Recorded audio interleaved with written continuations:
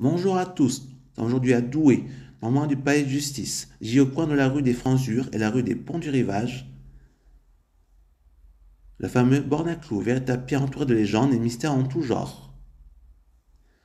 Jadis enfoncé un clou dans un arbre, une statue ou une roche est synonyme de superstition, de croyance, d'autant qu'il s'agit d'une mégalithe orientée vers le ciel.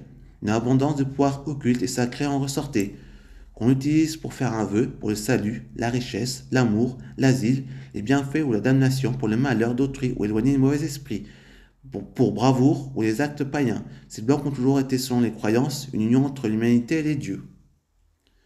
Selon certains historiens, on rattache cette borne à la tradition des menhirs à clous, des mégalithes qui auraient des liens de parenté spirituelle ou étroits avec les arbres à clous qui accompagnaient la région au temps gaulois.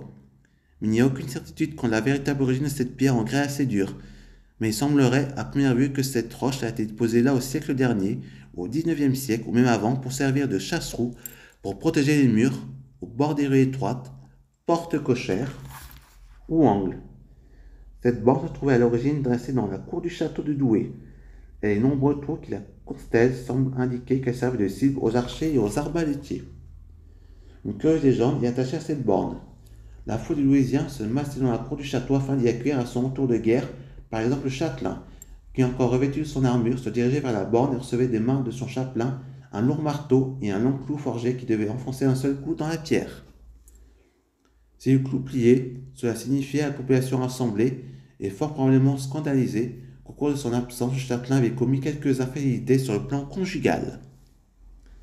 L'important nombre de trous que l'on peut encore dénombrer actuellement sur la borne porte cependant témoignage à la fois de la fidélité sans faille des châtelains douaisiens et de la compétence remarquable des forgerons du cru, chargés de réaliser les clous et qu'il avait tout intérêt à ce que ceux-ci révèlent d'une excellente qualité.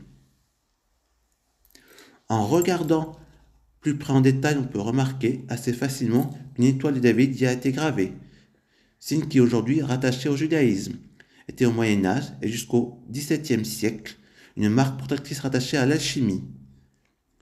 C'en était d'ailleurs un des symboles majeurs. Par ailleurs, Douai est auparavant une grande ville brassicole. On pouvait observer non loin, de là jusqu'au XVIe siècle, la brasserie de Alkebach, mais aussi dans la rue du Pont du Rivage, la brasserie de l'Éléphant.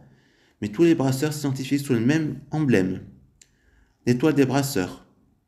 Ou au XIXe siècle, avec le pentagramme, il y en a encore un de visible sur les vitraux et les sgraffites de la tour de la brasserie de la Motte Cordonnier à Armentières, près de Lille.